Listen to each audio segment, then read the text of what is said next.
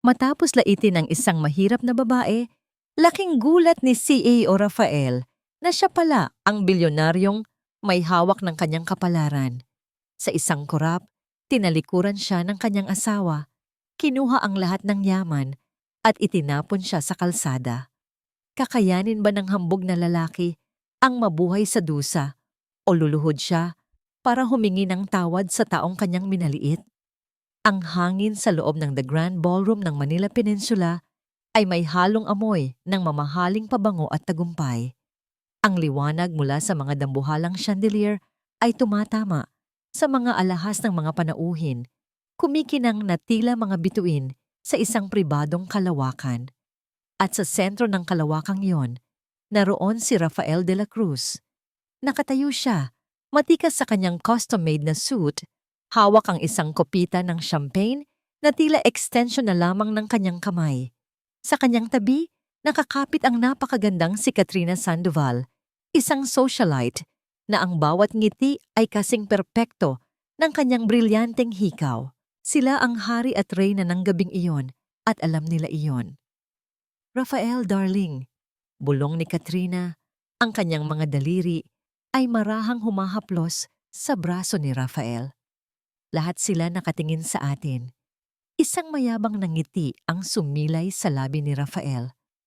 Hayaan mo sila, Katrina. This is our night. This is our world. Para kay Rafael, ang mundo ay isang entablado at siya ang bida. Bilang CEO ng Innovate Tech Solutions, isang kumpanyang mabilis ang pag-angat, sanay na siyang napapalibutan ng mga taong humahanga at nangangailangan sa kanya. Bawat pagtango niya ay batas, bawat salita niya ay ginto. Lalo na ngayong malapit ng mapasa kanya ang $800 milyong na deal sa Gomez Prime Holdings. Isang kasunduang maglalagay sa kanya sa pinakatuktok ng mundo ng negosyo. Pakiramdam niya ay wala nang makakapigil sa kanya. Habang naglilibot ang kanilang paningin, nahagip ng mata ni Katrina ang isang figura sa isang sulok, malayo sa sentro ng kasiyahan.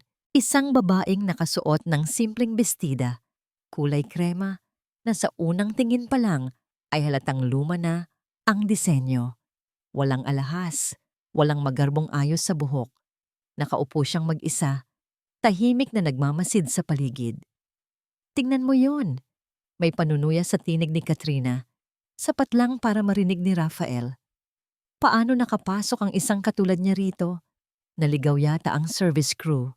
Sinundan ni Rafael ang tingin nito at bahagyang kumunot ang kanyang noo. Sa dagat ng mga eleganteng panauhin, ang babae ay tila isang bato sa gitna ng mga perlas. Isang pagkakamali sa perpektong larawan ng kanyang mundo. Baka naman mayaman din. Nagpapanggap lang na simple, sagot ni Rafael, ngunit may bahid ng pangmamaliit sa kanyang boses. Some old money types are eccentric like that. Pero kung titingnan mo, she just looks cheap.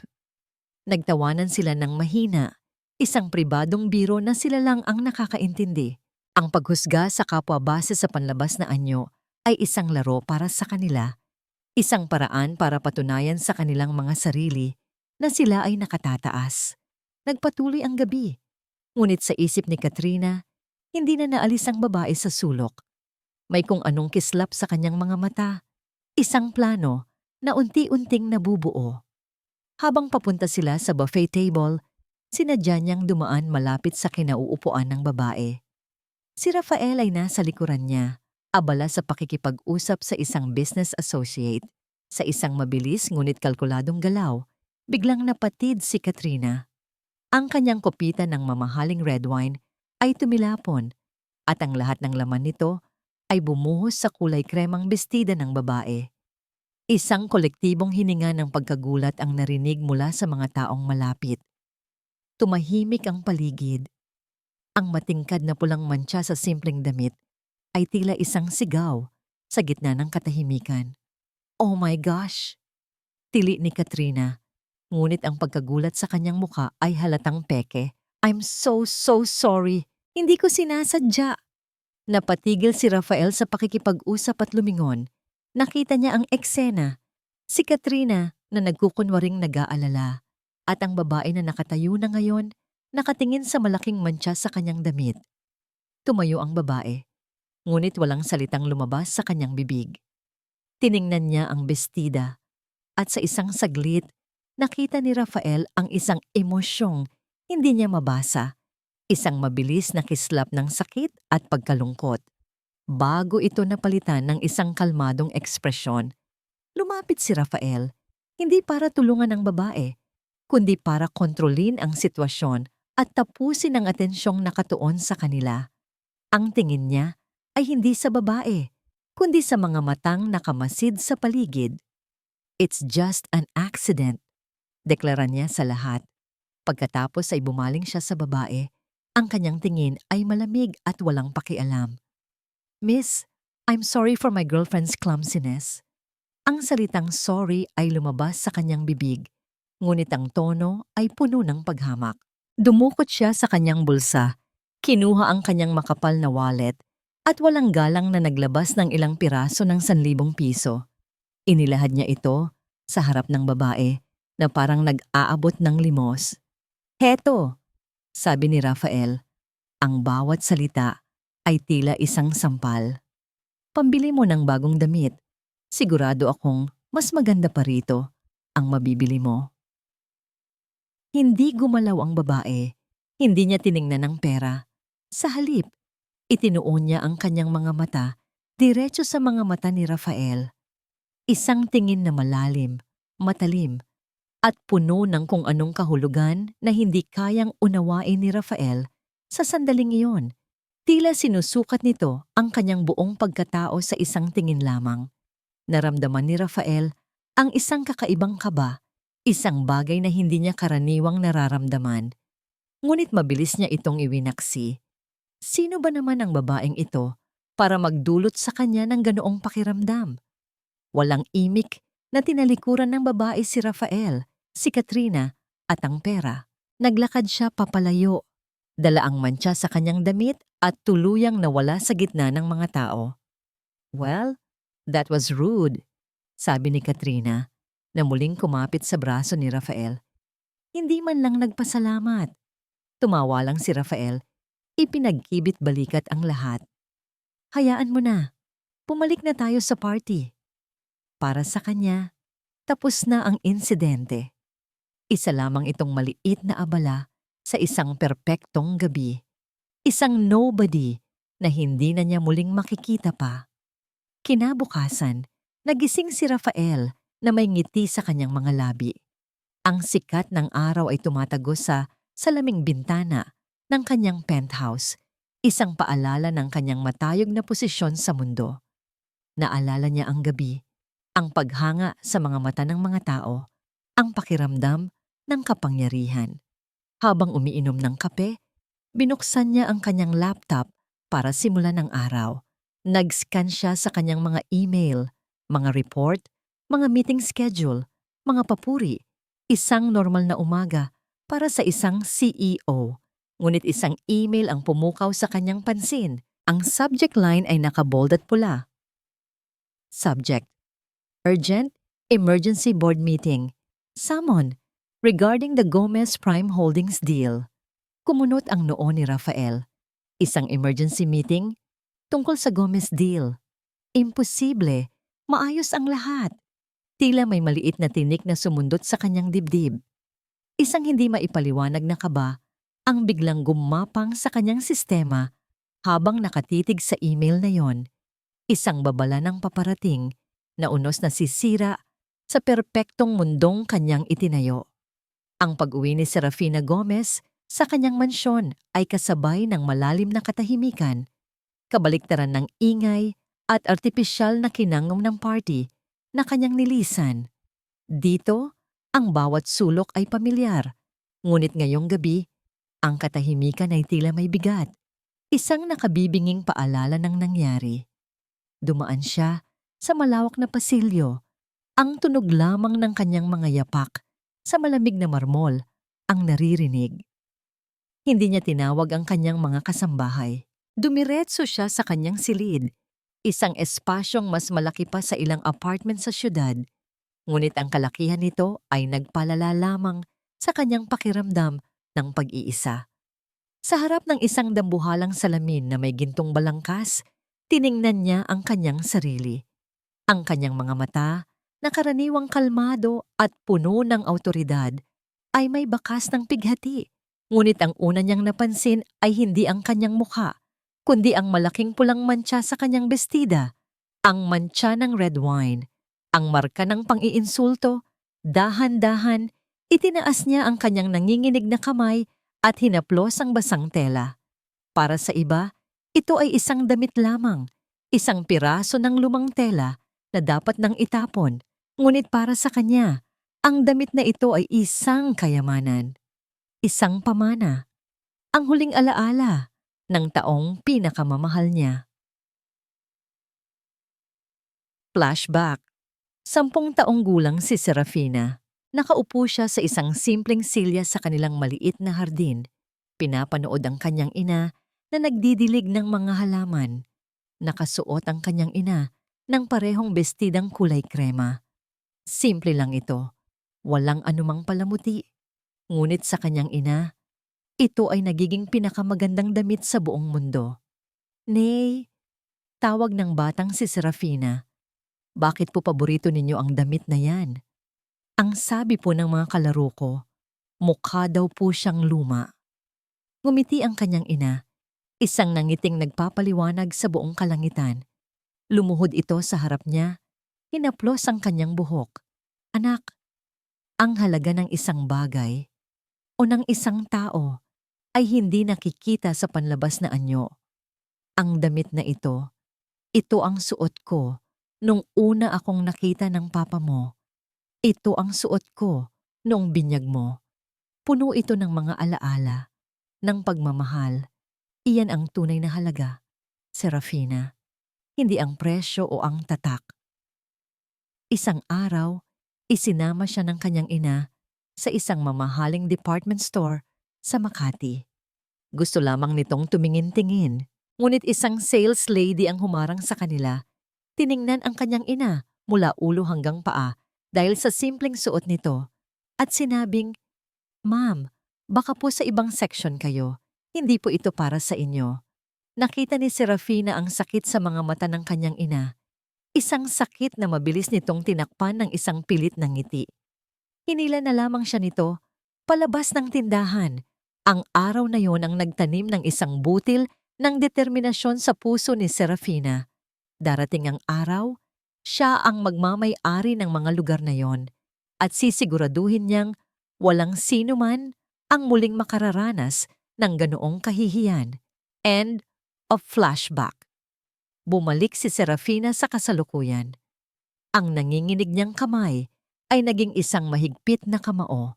Ang sakit na naramdaman niya para sa kanyang ina noon ay ang parehong sakit na nararamdaman niya ngayon. Ang paghamak sa kanyang damit ay paghamak sa alaala ng kanyang ina. Ang pag-aalok ni Rafael de la Cruz ng pera ay hindi lang isang insulto. Ito ay isang pagyurak sa lahat ng itinuro sa kanya. Ang kayabangan nito, ang kawalan nito ng respeto, ay kumakatawan sa lahat ng kinasusuklaman niya sa mundo ng mga mayayaman. Ang mundo na napilitan siyang pamunuan. Pumatak ang isang butil ng luha mula sa kanyang mata, hindi dahil sa awa sa sarili, kundi dahil sa galit. Isang malamig at matalas na galit. Sa gabing iyon, hindi si Serafina Gomez ang makapangyarihang chairwoman ng Gomez Prime Holdings ang nasaktan. Ang nasaktan ay si Sera, ang nag-iisang anak ng isang simpleng babae na nagturo sa kanya ng kahalagahan ng dignidad. Maingat niyang hinubad ang bestida, tinupi ito na parang isang sagradong bagay at inilagay sa isang kahon. Pagkatapos, naligo siya, hinayaan ng tubig na hugasan ang dumi ng gabi. Ngunit alam niyang hindi nito kayang hugasan ang bigat sa kanyang puso. Hindi siya natulog. Umupo siya sa kanyang malawak na opisina sa loob ng mansyon habang ang dilim ay unti-unting nagiging liwanag. Pinanood niya ang pagsikat ng araw sa syudad ng Makati. Ang mga gusaling sumisimbolo sa kapangyarihan. Mga gusaling tulad ng pinamumunuan ni Rafael de la Cruz. Nang tumama ang unang sinag ng araw sa kanyang mukha, wala nang bakas ng lungkot o pighati. Ang naroon na lamang ay isang matigas na determinasyon. Malamig na parang bakal, kinuha niya ang kanyang telepono. Isang tawag lang. "Good morning, Hector," sabi niya sa kanyang executive assistant. Ang kanyang boses ay kalmado, ngunit walang emosyon. "Good morning, ma'am. Masyado po kayong maaga," sagot ng nasa kabilang linya. "May ipag-uutos ako," diretsong sabi ni Serafina. "Kanselahin mo ang lahat ng negosasyon natin sa Innovate Tech Solutions. Effective immediately." Narinig niya ang biglaang pagtigil sa paghinga ni Hector. "Po? Ma'am, pero ang 800 milyong dolyar na deal po." "Narinig mo ako," matigas na sabi ni Serafina. "At isa pa, ipadala mo sa buong board of directors ng Innovate Tech ang kumpletong CCTV footage ng nangyari sa party kagabi. Siguraduhin mong malinaw ang parte kung saan inalok ako ng pera ng kanilang CEO. I want it done in the next hour." Isang sandali ng katahimikan ang namayani. Alam ni Hector ang implikasyon ng utos na ito. Ito ay hindi na lang isang business decision. Ito ay isang execution. "Ma'am," halos pabulong na tanong ni Hector, "sigurado po ba kayo? Wawasakin po nito ang reputasyon niya. This will ruin him." Tumingin si Serafina sa bintana, sa tureng salamin ng gusali ni Rafael de la Cruz na nagniningning sa ilalim ng araw. Ang kanyang mga labi ay bumigkas ng mga salitang kasing lamig ng umaga. "Hindi ako ang sumira sa kanya," sagot niya. Sinira niya ang sarili niya. Naglakad si Rafael de la Cruz papasok sa gusali ng Innovate Tech na may ere ng isang hari.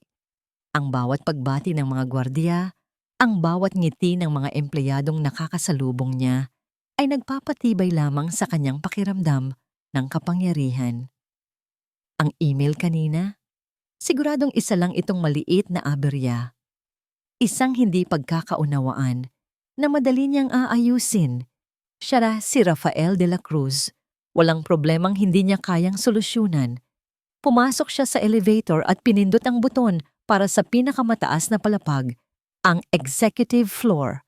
Habang paakyat ang elevator, tiningnan niya ang kanyang refleksyon sa makintab na pinto.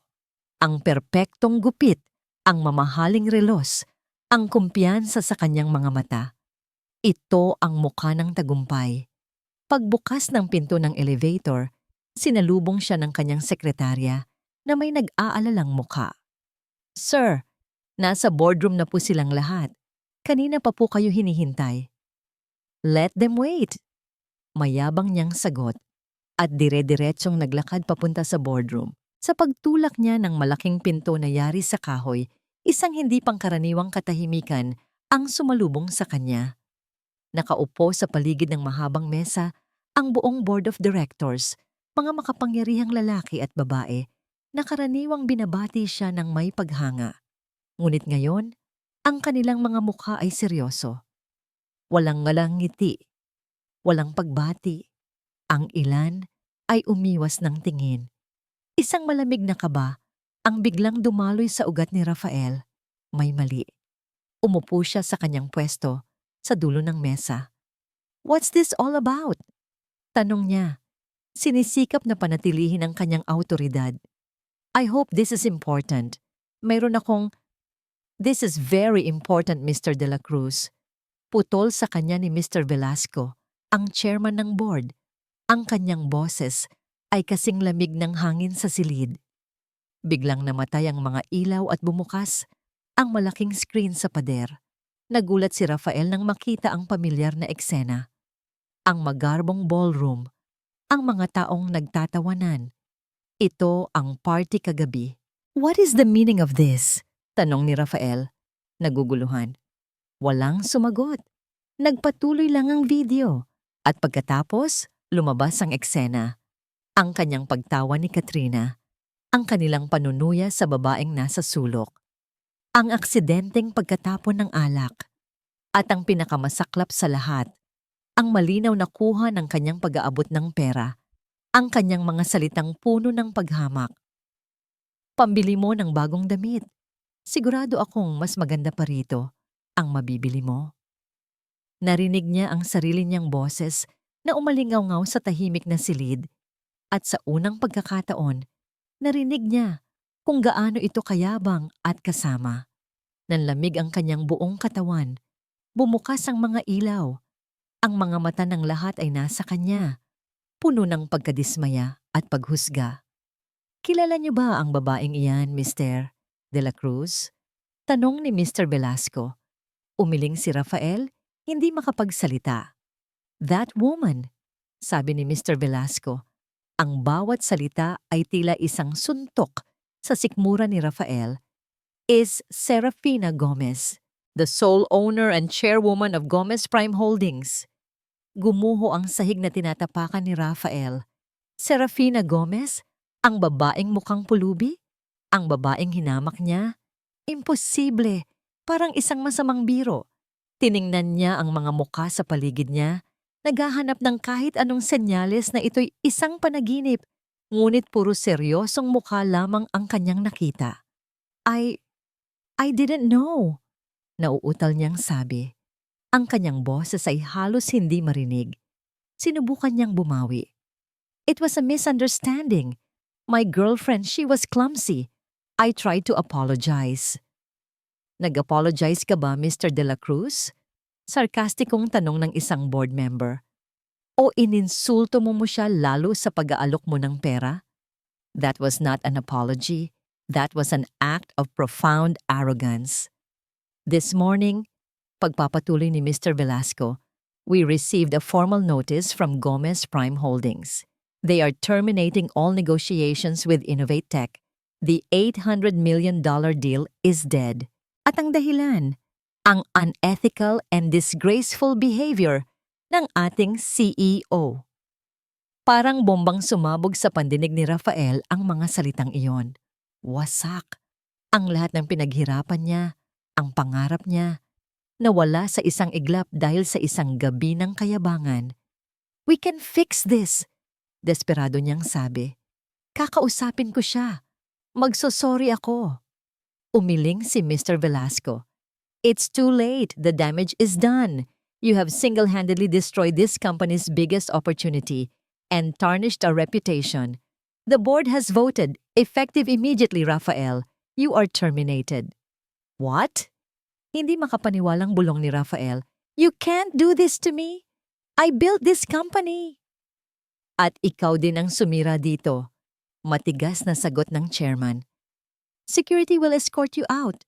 Please surrender all company properties. Natulala si Rafael. Ang mga salita ay tumagos sa kanya ngunit hindi niya lubos na maintindihan. Parang nanonood siya ng isang pelikula tungkol sa ibang tao. Dahan-dahan siyang tumayo. Ang mga taong dati ay nakikipag-unahan para kamayan siya ay hindi man lang siya magawang tingnan. Naglakad siya palabas ng silid na parang isang multo.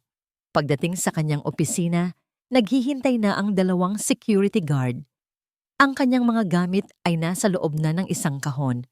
Kinuha niya ang kahon at naglakad palabas. Ang mga empleyadong nakakita sa kanya ay nagbulungan. Ang kanilang mga tingin ay pinaghalong awa at tsismis. Nang makarating siya sa kanyang sasakyan, nanginginig ang kanyang mga kamay habang binubuksan ang pinto. Pagkaupo niya, ang unang ginawa niya ay tawagan si Katrina. Kailangan niya ng kakampi. Kailangan niya ng karamay. Sinagot nito ang tawag sa 3 ring. Hello? Katrina, sabi ni Rafael, ang kanyang boses ay basag. It's a disaster. I was fired. They fired me. Isang sandaling katahimikan. Inaasahan ni Rafael ang mga salita ng pag-alo, ng suporta, ngunit ang narinig niya ay isang malamig at walang kabuhay-buhay na boses. I know, the news is already spreading. Katrina, please, I need you. Pakiusap niya. Narinig niya ang pagbuntong hininga nito sa kabilang linya. Rafael, listen. I'm sorry about what happened, but I think it's best if we don't see each other anymore. What? Anong sinasabi mo? Dahil lang nawalan ako ng trabaho? Hindi lang yan, Rafael. Sagot ni Katrina. At ngayon, mayroon ng pait sa kanyang boses. You embarrassed me. You embarrassed yourself. I can't be seen with a failure. Kaya please huwag ka nang tatawag ulit. It's over. Click. Pinatay niya ang tawag. Napahawak si Rafael sa manibela. Ang kanyang mga kamao ay nangingitim sa higpit ng pagkakahawak. Iniwan na rin siya. Ang babaeng sinabi sa kanya na mahal siya ay iniwan siya sa unang senyales pa lang ng pagbagsak. Umupo siya roon, sa loob ng kanyang mamahaling sasakyan, sa gitna ng parking lot. Ngunit pakiramdam niya ay nasa gitna siya ng isang kawalan. Walang trabaho, walang kasintahan, walang reputasyon. Sa isang araw, nawala ang lahat. Gabi na nang sa wakas, ay nagkaroon siya ng lakas para magmaneho pauwi. Pauwi sa kanyang penthouse, ang kanyang santuwaryo sa itaas ng syudad. Ngunit pagdating niya sa lobby, at nang itap niya ang kanyang keycard sa elevator, isang pulang ilaw ang umilaw. Access denied. Sinubukan niya ulit. Ganun pa rin. Lumapit ang guard sa kanya. Sir De La Cruz, pasensya na po. May utos po mula sa administration.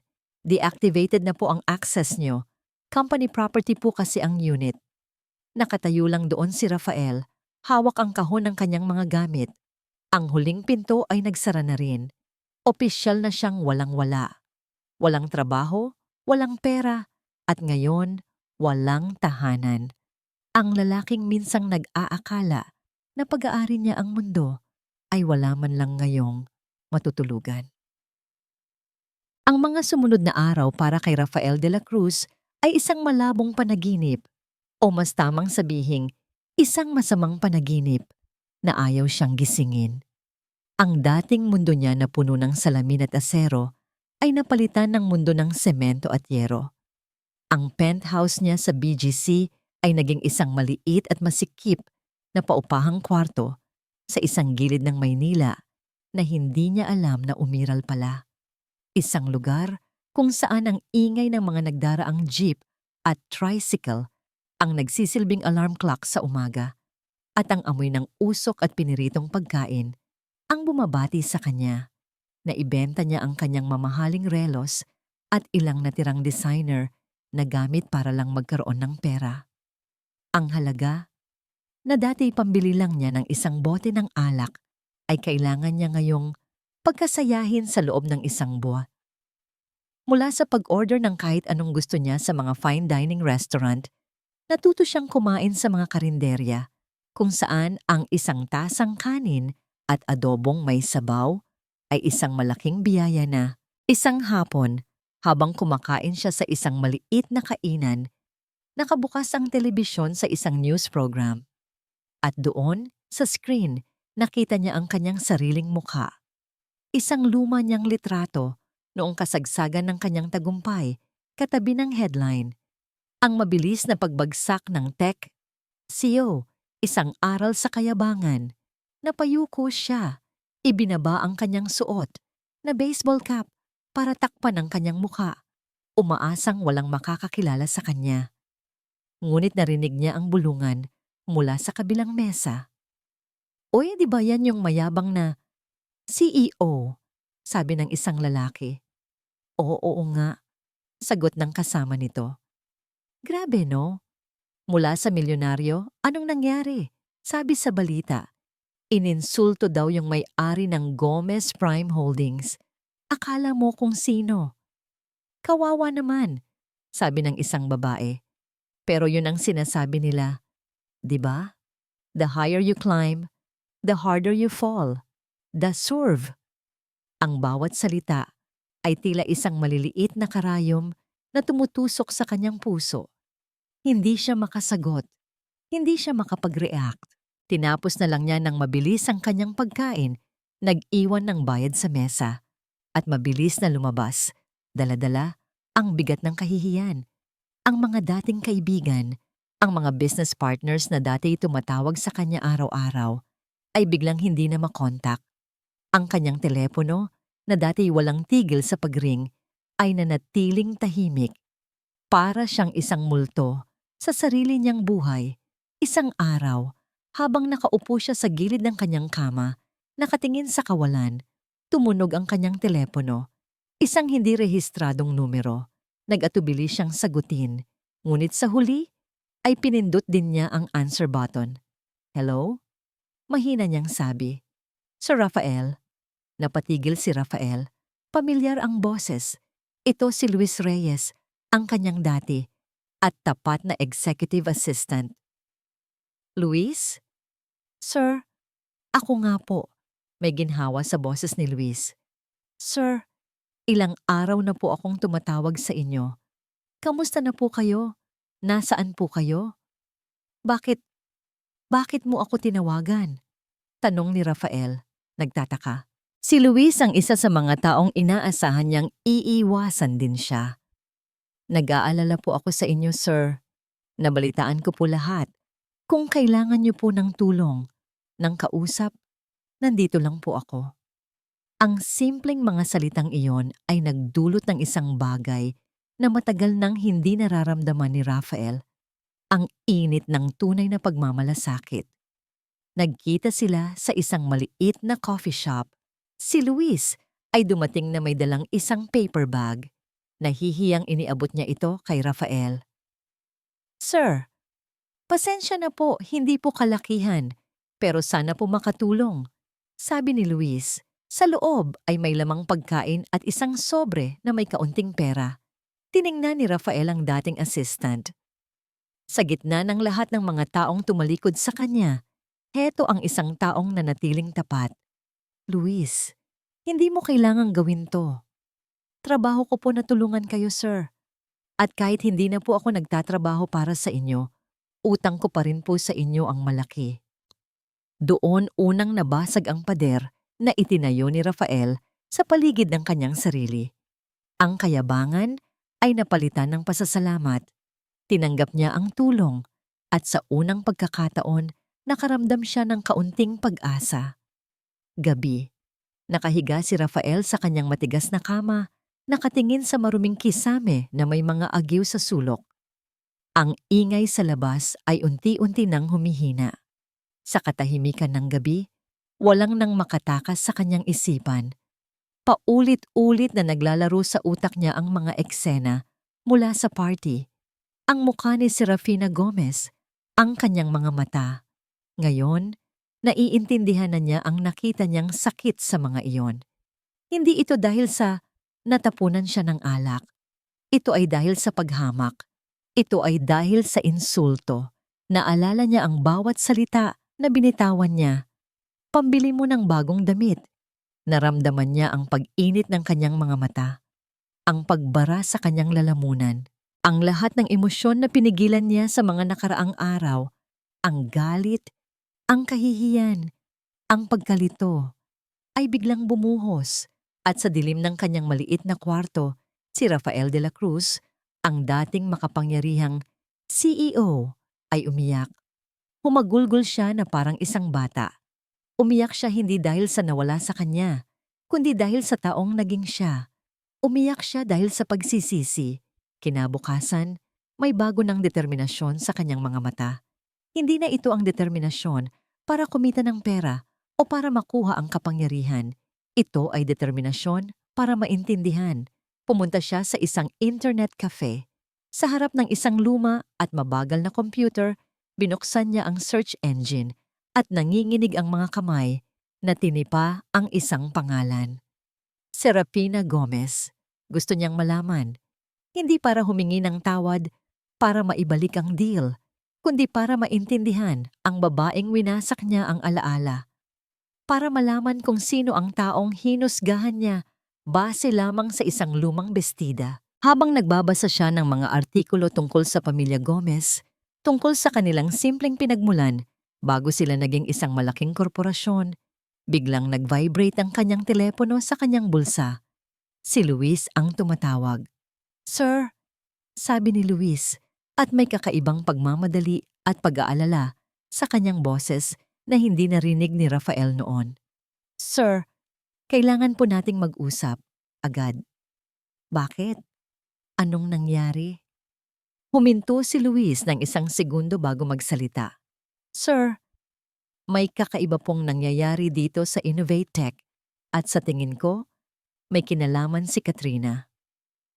Sa loob ng kanyang minimalist at malawak na opisina sa tuktok ng Gomez Prime Holdings Building, sinubukan ni Serafina Gomez na ibalik ang kanyang atensyon sa mga numero at ulat na nakalatag sa kanyang mesa. Ito ang kanyang mundo. Isang mundo ng lohika, ng stratehiya, ng mga desisyong nagkakahalaga ng bilyon-bilyon. Dito, siya ang may kontrol. Ngunit sa mga nakalipas na araw, isang imahe ang paulit-ulit na sumisingit sa kanyang isipan. Isang imaheng hindi niya kayang burahin gamit ang anumang business forecast. Ang mukha ni Rafael de la Cruz, hindi ang mukha ng mayabang na CEO, kundi ang mukha nito sa huling sandali bago siya umalis sa party. Ang pagkagulat, ang hindi makapaniwalang ekspresyon, at sa likod ng lahat ng yon, isang bagay na ngayon lang niya napagtanto, isang kislap ng pagkalito. Tila isang taong biglang ginising mula sa isang mahabang panaginip. Napabuntong hininga si Serafina at itinulak palayo ang mga dokumento. Tumayo siya at lumapit sa malaking salaming bintana na tanaw ang buong syudad. Ang Innovatech Building ay isa sa mga turing iyon. Ang turing ngayon ay may iba ng hari. Ginawa niya ang tama. Pinanindigan niya ang kanyang prinsipyo. Pero bakit meron pa ring kaunting bigat sa kanyang dibdib? Iniwan niya ang kanyang opisina nang walang paalam. Dinala siya ng kanyang sasakyan papalayo sa ingay ng syudad, patungo sa isang tahimik na lugar kung saan nagpapahinga ang mga alaala. Ang Manila Memorial Park ay payapa. Tanging ang marahang ihip ng hangin at ang huni ng mga ibon ang maririnig. Naglakad si Serafina sa mga hilera ng mga puntod hanggang sa marating niya ang isang simpleng lapida na yari sa puting marmol. Carmelita Gomez, isang mapagmahal na ina at asawa, umupo siya sa damuhan, hinaplos ang malamig na bato na tila hinahaplos ang pisngi ng kanyang ina. Dito, sa harap ng puntod ng kanyang ina, bumabalik siya sa pagiging sisera lamang. Nay, mahina niyang bulong. Pasensya na po kung ngayon lang ulit ako nakadalaw. Inilapag niya ang isang bungkos ng puting chrysanthemums, ang paborito ng kanyang ina. May nangyari po nung isang gabi, Nay. Sa party para sa anibersaryo ng pagkamatay ninyo. Sinadya ko pong isuot ang bestida ninyo. Gusto ko lang pong maramdaman na kasama ko kayo. Kahit sa ganoong paraan lang. Huminga siya ng malalim, pinipigilan ang luhang nagbabadyang tumulo. May isang lalaki po. Hinamak niya ako. Hinamak niya ang suot ko. Katulad po ng nangyari sa atin noon, Nay. Naaalala niyo pa po ba? Sa kanyang isipan, bumalik ang isang matingkad na alaala. Ang alaala ng isang batang babae na mahigpit ang hawak sa kamay ng kanyang ina habang sila ay pinagtitinginan sa isang mamahaling tindahan. Ang alaala ng isang sales lady na may mata pobreng tingin. At ang pinakamasakit sa lahat, ang alaala ng pilit ng ngiti ng kanyang ina para lang itago ang kahihiyan sa harap ng kanyang anak. Nanggako po ako noon, di ba, Nay? Pagpapatuloy niya, ang boses ay nanginginig na. Nangako po ako na hindi na mauulit yon, na palalakasin ko ang sarili ko para walang sino man ang makakayurak sa dignidad natin. Kaya po, pinarusahan ko siya. Tinanggal ko sa kanya ang lahat. Tumahimik siya sandali, hinahayaan ng hangin na tangayin ang bigat ng kanyang mga salita. Pero ngayon Nainamta, hindi ko po alam kung tama ba ang ginawa ko. Tama po bang maging ganito kalamig? Ito po ba ang gusto ninyong mangyari sa akin? Ang tanong ay nanatiling nakabitin sa hangin. Walang sagot. Alam niya ang isasagot ng kanyang ina. Kung nabubuhay ito, magagalit ito sa ginawa ni Rafael, ngunit kasabay noon, mag-aalala rin ito para sa kanya. Anak, ang paghihiganti ay hindi nagpapagaan ng puso. Iyon marahil ang sasabihin nito. Nagtagal pa siya roon. Kinakausap ang katahimikan hanggang sa ang init ng araw ay napalitan ng malamig na hangin ng hapon. Sa wakas, tumayo siya. Ang kanyang mukha ay muling naging kalmado at determinado. Ang kanyang pag-aalinlangan ay nawala na. Ginawa niya ang kailangan niyang gawin para protektahan ang legasya ng kanyang ina. At iyon ang mahalaga. Pabalik sa opisina, habang nasa biyahe, tumawag ang kanyang assistant na si Hector. "Ma'am, may update po ako sa ipinamonitor ninyo," sabi nito. "Go on, Hector." "Si Mr. De La Cruz po. Namataan po siyang nakatira sa isang maliit na apartment sa Santa Ana. Mukhang naibenta na niya ang halos lahat ng ari-arian niya." Napatigil si Serafina. Santa Ana, isang lugar na malayo sa kinang ng Makati at BGC. Ang imahe ng mayabang na CEO ay biglang nabura sa kanyang isip at napalitan ng imahe ng isang lalaking nawalan ng lahat, nakatira sa isang lugar na ni sa panaginip ay hindi nito aakalaing titirhan niya. Isang komplikadong emosyon ang gumuhit sa kanyang puso. Hindi awa, hindi rin kasiyahan, isang bagay na hindi niya mapangalanan. "Okay, just keep monitoring," maikli niyang sagot. "Ma'am, may isa pa po," sabi ni Hector at ngayon may pag-aalala na sa tono nito. "May malaking balita po na kakalabas lang. Ang Cybercore, ang pinakamalaking kalaban ng Innovate Tech, ay nag-anunsyo ng isang hostile takeover bid." Kumunot ang noo ni Serafina. "Hostile takeover? Napakabilis naman yata." "Opo, ma'am. Mukhang matagal na po nilang pinaplano ito at sinamantala lang ang kahinaan ng Innovate Tech ngayon. At ma'am," huminto sandali si Hector. "Ang taong namumuno sa negosasyon para sa panig ng Cybercore ay si Miss Katrina Sandoval." Ang pangalan ay tumama kay Serafina na parang isang malakas na sampal. Si Katrina Sandoval, ang babaeng nagbuhos ng alak sa kanya.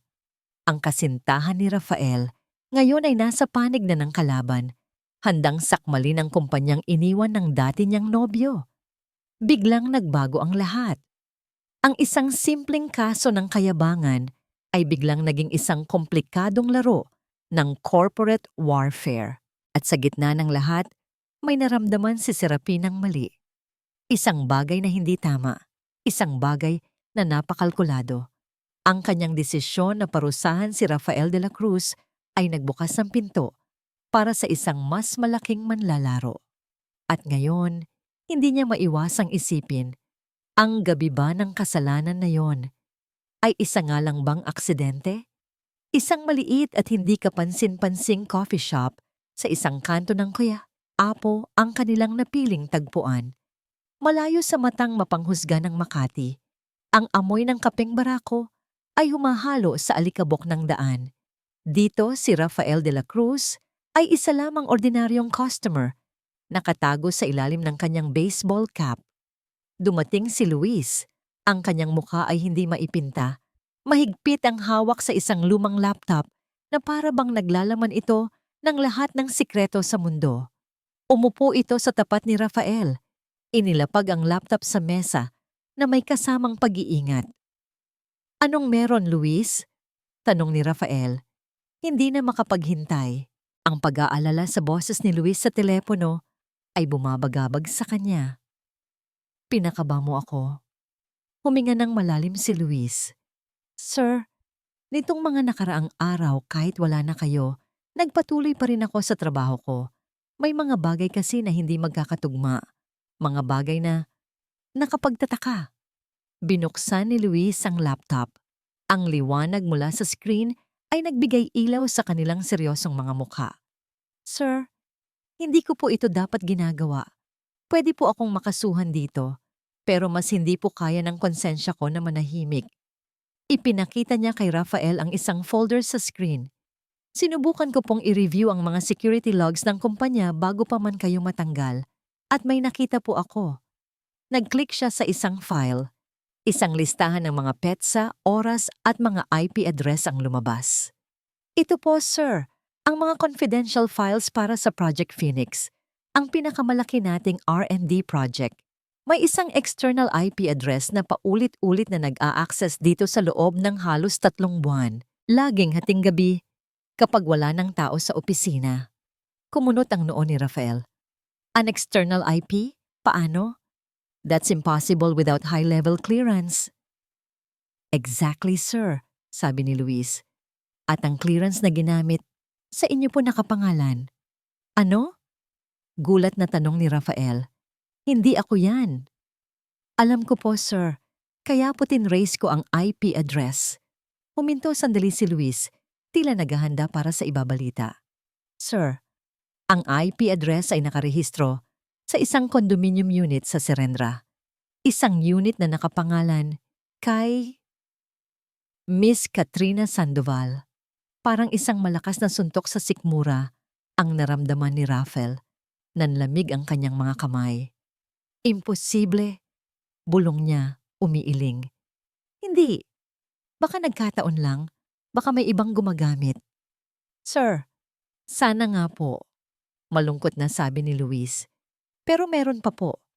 May binuksan siyang isa pang file. Isang kopya ng isang email na na-recover niya mula sa deleted items ng server. Ang email ay mula sa personal na account ni Katrina, ipinadala sa isang email address na halatang gawa-gawa lang. Ang subject ay vacation photos. Ngunit nang buksan ni Luis ang attachment, isang pamilyar na pangalan ng file ang lumabas. Innovate Tech _Q4 _financial _projections _confidential.zip. Napatitig si Rafael sa screen. Ang kanyang paghinga ay tila nahinto. Ang lahat ay biglang luminaw na parang kidlat sa isang madilim na gabi. Ang mga alaala ay bumuhos sa kanyang isipan. Ang pagpupumilit ni Katrina na pumunta sila sa party na yon. Darling, we have to be there. It's the perfect place to be seen before the Gomez deal closes. Ang kakaibang kalmado niya matapos matapon ng alak, na para bang isa siyang manonood sa isang dula na alam na niya ang katapusan. Ang bilis ng kanyang pag-iwan sa kanya. I can't be seen with the failure. Hindi iyon pag-iwan, iyon ay pagtakas. Ang insidente sa party, hindi iyon isang aksidente. Ito ay isang kalkuladong pag-atake, isang perpektong plano. Alam ni Katrina na ang pag-insulto kay Serafina Gomez ay hindi lang sisira sa deal, kundi sisira din sa kanyang buong pagkatao sa mata ng publiko. Ito ang pinakamabisang paraan para tanggalin siya sa pwesto nang walang bakas ng duda, para gawin siyang isang aroganteng talunan na walang sinuman ang maniniwala o pakikinggan. Lahat ng ito para pabagsakin siya at buksan ang daan para sa cybercore. Ang pagdududa sa kanyang puso ay biglang naging isang nag-aapoy na galit. Isang malamig, matalas na galit na hindi niya panaramdaman kailanman. Galit hindi lang dahil niloko siya, kundi dahil ginamit siya. Ginamit ang kanyang kayabangan laban sa kanya. At ang pinakamasakit, ang taong gumawa nito ay ang babaeng pinagkatiwalaan niya. Ang babaeng inakala niyang mahal siya. Ang taksil, mariin niyang sabi. Ang kanyang mga kamay ay nakakuyom sa ibabaw ng mesa. Tumingin siya kay Luis, at ang dating walang pag-asang mga mata ay napalitan ng isang matigas na determinasyon. Luis, kailangan nating pigilan sila. Hindi para sa akin, hindi para maibalik ang posisyon ko. Tumingin siya sa paligid ng coffee shop, sa mga ordinaryong taong nagkakape. Para sa kumpanya, para sa mga empleyadong mawawalan ng trabaho kapag sinakop sila ng cybercore. Hindi pwedeng makuha ni Katrina ang Innovate Tech. Hindi sa ganitong paraan. Kinuha niya ang kanyang telepono. Kailangan niya ng kumpirmasyon, isang huling piraso para mabuo ang larawan. Anong gagawin niyo, sir? Tanong ni Luis. Kailangan kong marinig mula sa kanya. Sagot ni Rafael. Huminga siya ng malalim, pinakalma ang sarili, at dinial ang numero ni Katrina. Nagring ito ng ilang beses bago sinagot. Rafael, sagot ni Katrina. Ang boses ay pinaghalong iritasyon at pagkukunwaring awa. I thought I told you not to call. Ginamit ni Rafael ang pinakabasag at desperado niyang boses. Katrina, please. I have nothing. Walang-wala na ako. Kailangan ko lang ng tulong. Kahit kaunting tulong lang. Narinig niya ang pagbuntong hininga nito, isang tunog ng pekeng simpatya. Oh, Rafael, I'm sorry to hear that. Pero kailangan mo nang mag-move on. You have to accept your fate. At sa likod ng kanyang mga salita, sa kabilang linya, may narinig si Rafael, isang boses ng lalaki, mahina, ngunit malinaw. Isang boses na kilalang kilala niya. Katrina, sabihin mo sa ex mo na mag-celebrate kami. Malapit nang maisara ang deal. Nanigas si Rafael. Ang boses na yon, ang mayabang na tono. Si Ricardo Vargas, ang CEO ng Cybercore. Natahimik siya. Ang katahimikan ay puno ng lahat ng katotohanang kailangan niya. Click! Pinatay niya ang tawag. Itinaas niya ang kanyang tingin at sinalubong ang mga mata ni Luis. Ang galit sa kanyang mukha ay nawala na. Ang pumalit dito ay isang bagay na mas delikado. Isang malamig at determinadong kalmado. Ang kalmado ng isang taong wala nang ikakatakot, wala nang mawawala, at handa nang lumaban hanggang sa huli. Ang dating CEO na sanay sa mga ahente at pribadong investigador ay wala na.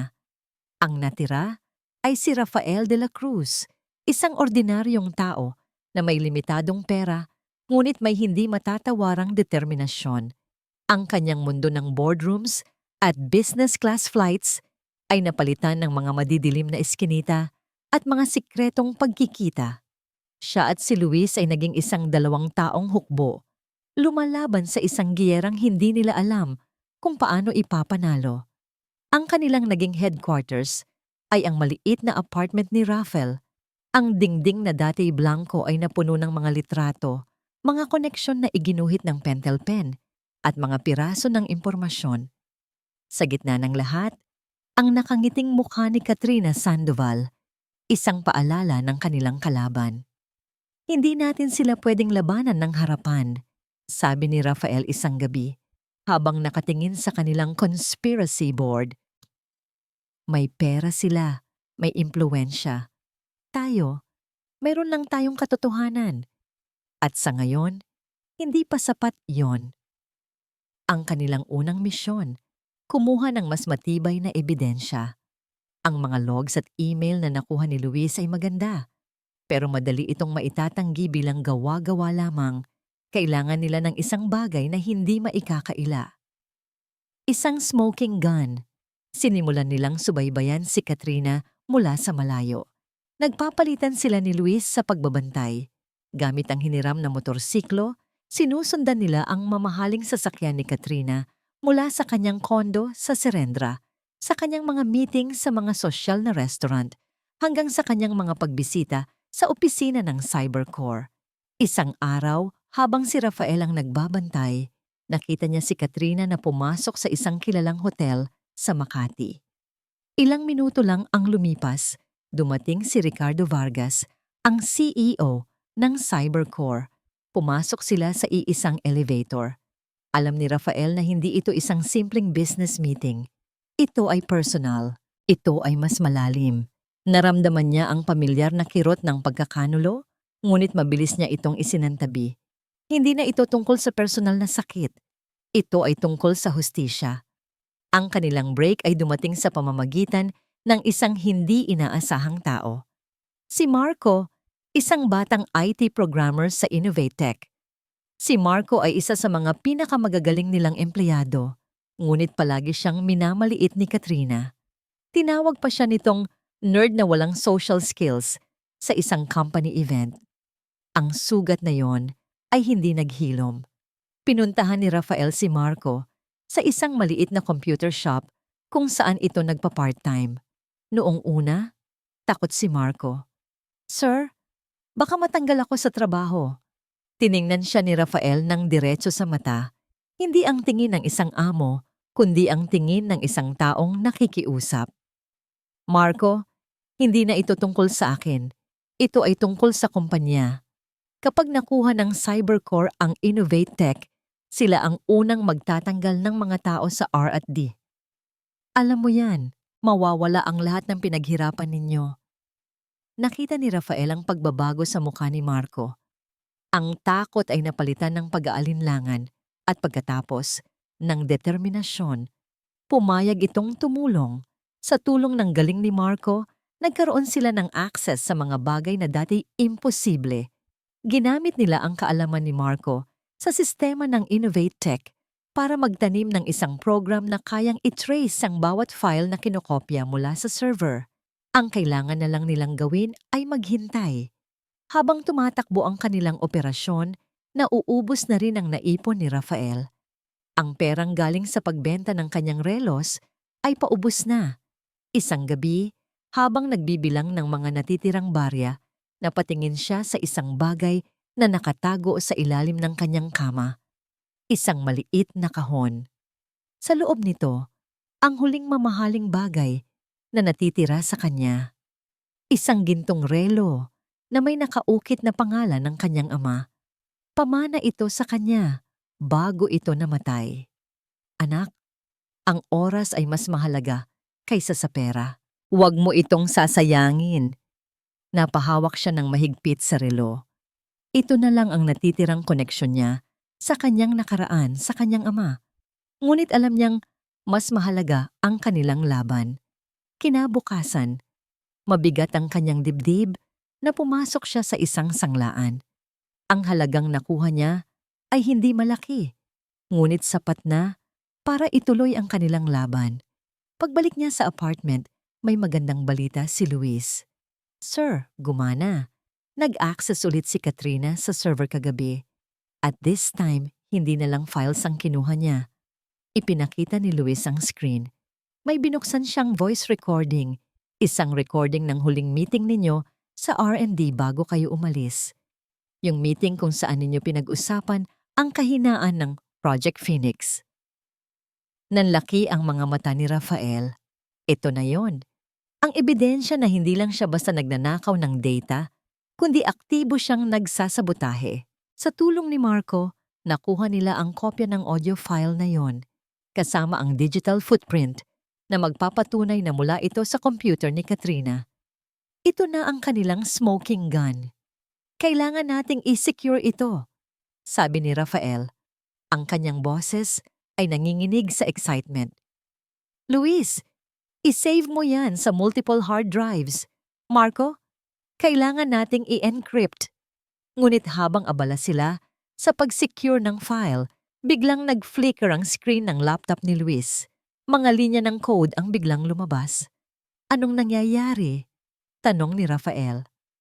Inaatake tayo, sigaw ni Marco. May nagtatry i-breach ang connection natin. Alam nilang nakuha natin ang file. Nagpanik sila. Sinubukan ni Marco na kontrahin ang atake. Ang kanyang mga daliri ay mabilis na nagtatype sa keyboard. Ngunit huli na. Isang mensahe ang lumabas sa screen. Files deleted. Connection terminated. At pagkatapos, nagblanko ang screen. Nawala.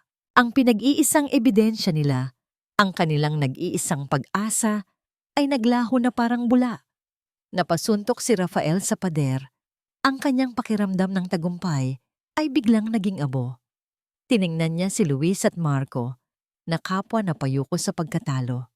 Alam ni Katrina, alam ng Cybercore, at ngayon, ipinakita nila kung gaano sila kapangyarihan.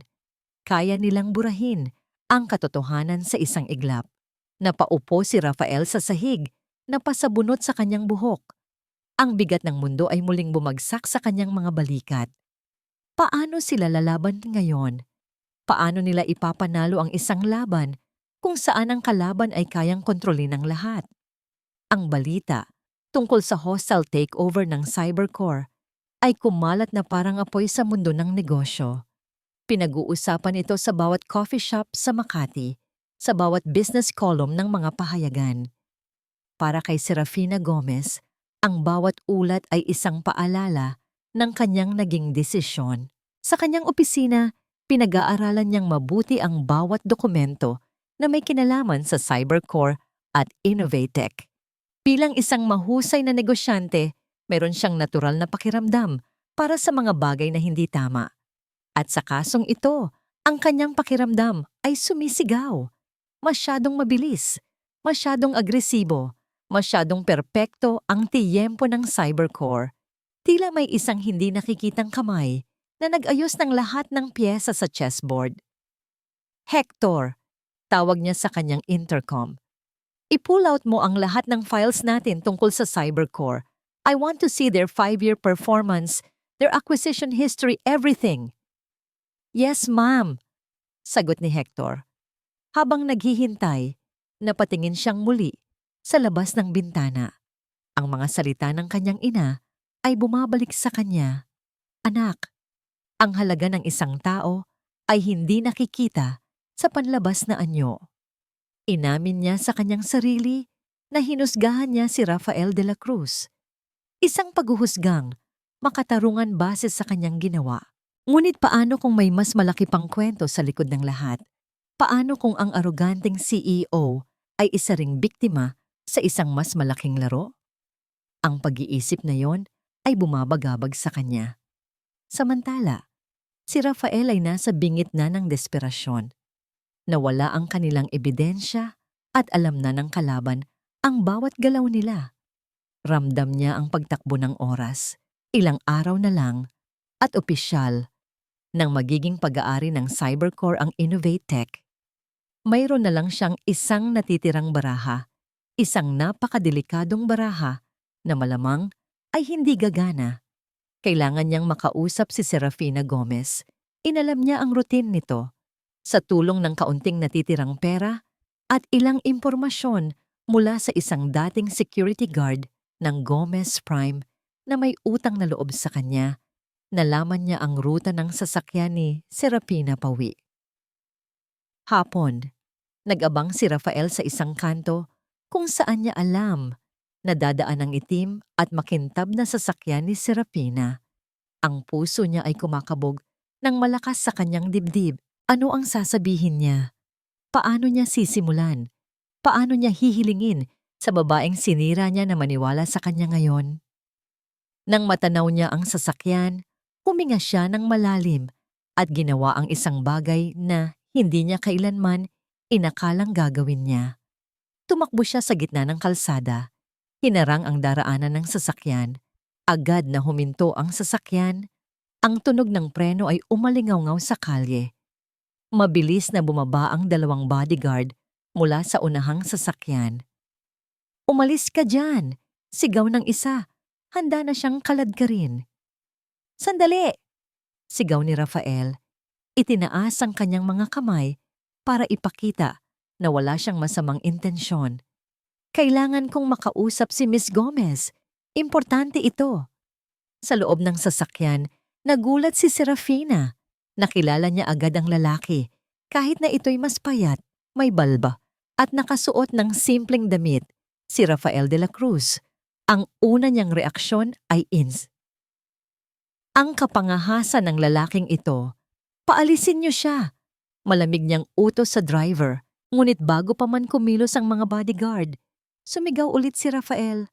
Ang kanyang boses ay puno ng desperasyon. "Miss Gomez, please, ito ay tungkol sa Innovate Tech. Tungkol kay Katrina Sandoval at sa Cybercore. Niloloko nila kayo. Niloloko nila ang lahat." Ang pangalan ni Katrina ang nagpatigil kay Serafina. Ang kanyang mga pagdududa nitong mga nakaraang araw ay biglang nagkaroon ng muka. Tiningnan niya si Rafael sa labas. Nakita niya ang desperasyon sa mga mata nito, ngunit meron ding katapatan. Isang bagay na hindi niya nakita noong gabi ng party. Nag-isip siya sandali. Pagkatapos ay pinindot niya ang isang buton at bahagyang bumaba ang bintana ng sasakyan. "You have 1 minute," sabi niya. Ang kanyang boses ay kasing lamig pa rin ng dati. Mabilis na lumapit si Rafael sa bintana. Maingat na hindi gagawa ng anumang biglaang galaw na ikakabahala ng mga bodyguard. "Miss Gomez, Serafina." Nagsimula siya. Ang kanyang paghinga ay mabilis. "Alam kong wala akong karapatang humingi ng kahit ano sa inyo. Ang ginawa ko sa inyo noong gabing iyon. Walang kapatawaran. At hindi ako nandito para humingi ng tawad para sa sarili ko." Tumingin siya diretso sa mga mata nito. Nandito ako dahil sa kumpanya ko, sa mga empleyado ko. Ang nangyari sa party ay hindi aksidente. Isa yung setup. Si Katrina, matagal na niyang ibinebenta ang mga sikreto ng Innovate Tech sa Cybercore. Ginamit niya ako, ginamit niya ang kayabangan ko para sirain ang deal natin at para mapabagsak ako. Binuksan ng ginawa ninyo ang pinto para sa kanila, pero matagal na nilang hawak ang susi. Pinakinggan siya ni Serafina nang walang imik. Ang kanyang mukha ay isang blangkong maskara. Sinusuri niya ang bawat salita, ang bawat galaw, ang bawat kislap sa mga mata ni Rafael. May ebidensya kami. Pagpapatuloy ni Rafael, ang boses ay bahagyang nanghina. Pero winasak nila. Masyado silang makapangyarihan. Kayo na lang. Kayo na lang ang may kakayahang pigilan sila. Please, maniwala kayo sa akin. Nang matapos si Rafael, isang mahabang katahimikan ang namayani sa pagitan nila. Ang tanging naririnig ay ang ugong ng makina ng sasakyan at ang malayong ingay ng trapiko. Tinitigan siya ni Serafina. Ang kanyang mga mata ay matalim. Tila sinusubukang basahin ang kanyang kaluluwa. At pagkatapos, nagsalita siya. Ang kanyang mga salita ay kasing tatalim ng bubog. At bakit ko paniniwalaan ang isang taong wala nang natitirang dangal? Ang mga salitang iyon ay tumama kay Rafael ng mas masakit kaysa sa isang sampal. Mas masakit pa sa pagkatanggal sa kanya sa trabaho. Mas masakit pa sa pag-iwan ni Katrina. Dahil alam niyang totoo iyon. Siya mismo ang sumira sa sarili niyang dangal. Walang na siyang masabi. Napayuko na lang siya. Umalis ka na sa daan, Mr. De La Cruz, sabi ni Serafina. At dahan-dahang umakyat ang bintana ng sasakyan, nagsisilbing pader sa pagitan nilang dalawa. Tumabi si Rafael na parang isang basang sisiw. Pinanood niya ang pag-alis ng itim na sasakyan hanggang sa ito'y maglaho sa kanto. Nakatayo siyang mag-isa sa gitna ng kalsada. Pakiramdam niya ay mas talunan pa siya kaysa dati. Ang huling baraha niya ay itinapon na at natalo siya. Ngunit sa loob ng papalayong sasakyan, si Serafina Gomez ay hindi mapakali. Ang mga salita ni Rafael, ang desperasyon sa kanyang mga mata, ay tumatak sa kanyang isipan. At bakit ko paniniwalaan ang isang taong wala nang natitirang dangal? Inulit niya ang sarili niyang mga salita. Ngunit sa pagkakataong ito, may kasama na itong tanong. Paano kung ang isang taong nawalan ng lahat ay siya na ngayong walang ibang sasabihin kundi ang katotohanan? Kinuha niya ang kanyang telepono. Hector, sabi niya, may bago akong ipag-uutos. Kalimutan mo muna ang tungkol sa Cybercore. Ano po yon, ma'am? Gusto kong imbestigahan ninyo ang lahat ng koneksyon ni Katrina Sandoval sa loob ng nakaraang 6 na buwan. Mga bank account, mga travel records, mga phone calls, lahat. Pero gawin ninyo ito ng tahimik. Ayokong may makaalam. Ibinaba niya ang telepono. Tumingin siya sa labas ng bintana. Ngunit hindi na ang syudad ang kanyang nakikita, kundi ang mukha ng isang lalaking nawalan ng lahat, humihingi ng isang pagkakataon na paniwala. Ang pagtanggi ni Serafina Gomez ay ang huling pako sa kabaong ng pag-asa ni Rafael. Umuwi siya sa kanyang apartment na dala ang bigat ng buong mundo sa kanyang mga balikat. Ang katahimikan sa loob ng kwarto ay mas nakabibingi kaysa sa anumang ingay. Tila sumisigaw ito ng isang salita. Kabiguan. Wala na, Luis, sabi ni Rafael ng gabing iyon. Ang kanyang boses ay walang kabuhay-buhay. Nakaupo sila sa sahig, sa tabi ng kanilang conspiracy board, na ngayon ay mukha ng isang testamento ng kanilang pagkatalo. Sinubukan ko. Pero tama siya. Bakit niya paniniwalaan ang isang katulad ko? Huwag po kayong susuko, sir. Pilit na pagpapalakas ng loob ni Luis. Kahit na sa sarili niya, ay nararamdaman na rin niya ang paghina. Ngunit si Rafael ay parang isang lobong na ubusan na ng hangin. Ang apoy na minsay nag-aalab sa kanyang mga mata ay naging malamig na abo. Nawala ang kanyang ebidensya. Tinanggihan siya ng tanging taong makakatulong sa kanya. At ngayon, alam na ng kanyang mga kaaway na alam na niya. Para siyang isang daga na na-corner sa isang sulok, naghihintay na lang sa huling dagok. Ang huling dagok ay dumating kinabukasan sa anyo ng isang balita sa telebisyon. Sa isang maingay at magarbong press conference, inanunsyo ni Ricardo Vargas ng Cybercore at Katrina Sandoval na nakatayo sa kanyang tabi na parang isang reyna, ang petsa ng huling pagpirma ng kasunduan. Sa loob ng 2 araw, opisyal ng magiging pag-aari ng Cybercore ang Innovate Tech. Ito ay isang bagong simula para sa Innovate Tech. Deklara ni Katrina sa mga kamera. Ang kanyang nangiti ay matamis ngunit puno ng lason. Isang kinabukasan na malaya sa mga lumang pagkakamali at aroganteng pamumuno. Ang bawat salita ay isang direktang patama kay Rafael. Pinanood niya si Katrina sa screen, ang babaeng minsan niyang minahal, na ngayon ay buong pagmamalaking sinisira ang lahat ng kanyang pinaghirapan. Naramdaman niya ang galit ngunit napagod na siyang magalit. Ang natira na lang ay isang malalim at nakalulunod na kawalan ng pag-asa. Tapos na ang laban, bulong niya sa sarili. Nanalo na sila. Iyon ang sandali ng all is lost. Ang sandali kung kailan ang bida ay tumitigil na sa paglaban. Inisip niya ang kanyang ama. Ang relong, isinanla niya. Ang payo nito na huwag sayangin ang oras. At naramdaman niya na sinayang niya ang lahat. Hindi lang ang oras, kundi ang tiwala, ang mga pagkakataon, ang kanyang sariling dangal. Pinatay niya ang telebisyon. Humiga siya sa kama at pumikit. Gusto na lang matulog at hindi na magising. Ngunit habang nakapikit, isang ideya ang biglang pumasok sa kanyang isipan. Isang ideyang napakadelikado, napaka-imposible, na halos kabaliwan na. Ngunit sa puntong yon, ano pa ba ang mawawala sa kanya? Muli niyang inalala ang press conference.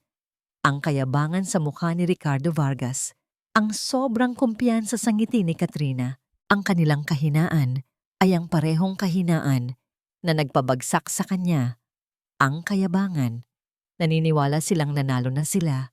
Naniniwala silang si Rafael de la Cruz ay tapos na. Isang basahang hindi na kayang bumangon. At sa kahinaang iyon, nakakita siya ng isang napakaliit na siwang. Isang huling, desperadong sugal. Bumangon siya mula sa pagkakahiga. Ang kanyang mga mata ay may bago na namang kislap. Hindi na ito ang apoy ng galit o ang liwanag ng pag-asa. Ito ay ang kislap ng isang taong wala nang pakialam sa kalalabasan. Isang taong handa nang isugal ang lahat. "Luis," sabi niya. Ang kanyang boses ay kalmado na ngayon. "May naisip ako. Isang huling tira." Ipinaliwanag niya ang kanyang plano. Nakinig si Luis.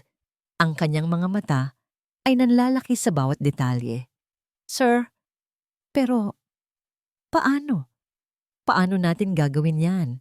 Delikado po masyado." "Alam ko," sagot ni Rafael. "Pero ito na lang ang natitira sa atin. Gagamitin natin ang sarili nilang sandata laban sa kanila." Ang kanilang press conference, ang kanilang plano ay simple, ngunit halos imposibleng isagawa.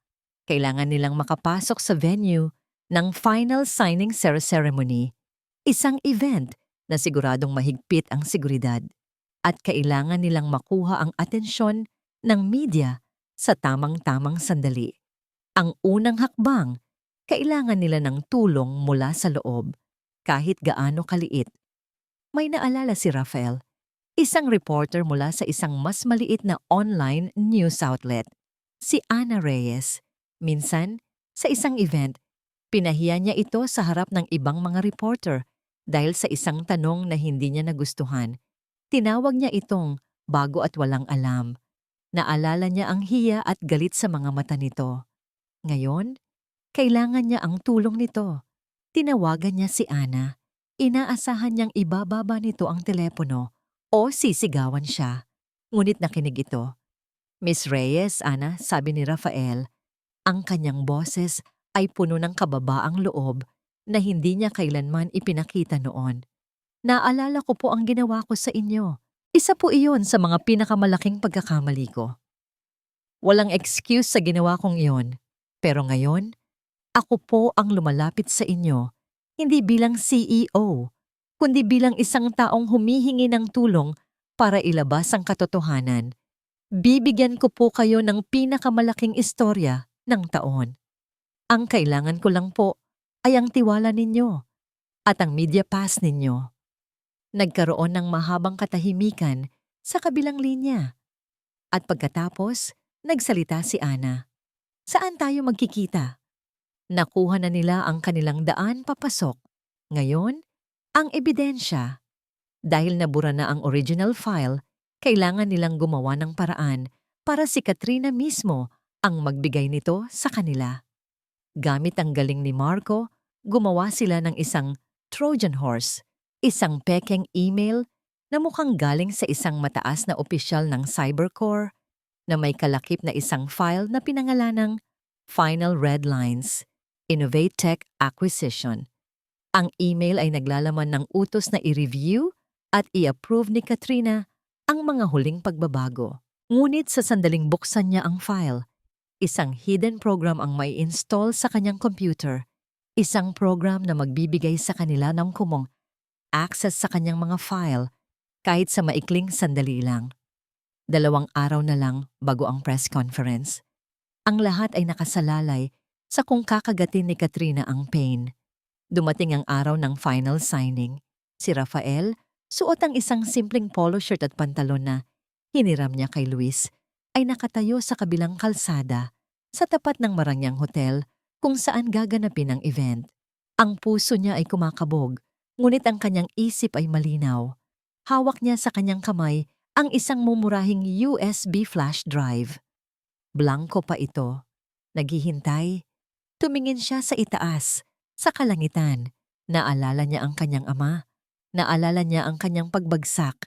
Ito na ang huling pagkakataon, ang huling godpe.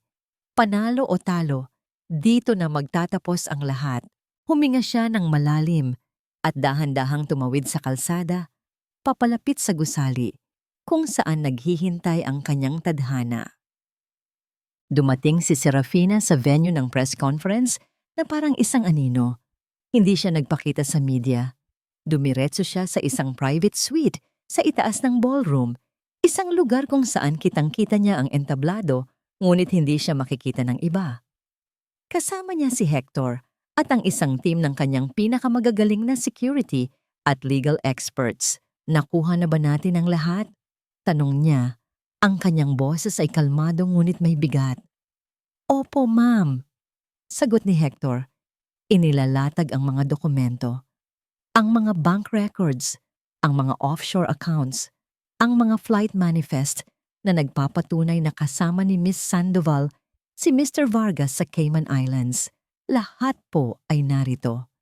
Tumingin si Serafina sa mga papel. Ang mga ito ang katotohanan na nakasulat sa itim at puti. Ngunit alam niyang hindi ito sapat. Kailangan ng isang bagay na mas malakas. Isang bagay na gigising sa damdamin ng mga tao. Tumingin siya sa entablado sa ibaba. Ang kailangan nila ay isang mitya. Sa tulong ng media pass ni Ana, nakapasok si Rafael sa ballroom na puno ng mga reporter.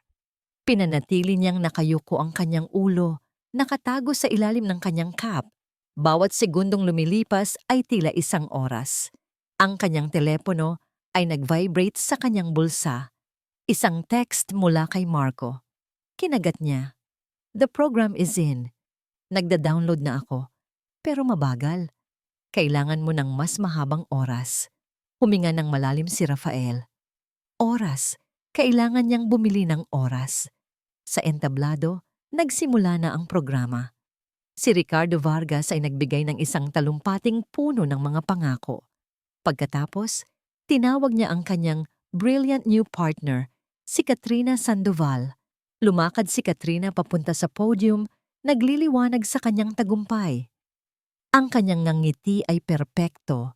Ang kanyang bawat salita ay kalkulado. Ngunit habang nagsasalita siya tungkol sa bagong kabanata ng Innovate Tech, isang boses ang pumutol sa kanya mula sa gitna ng mga manonood.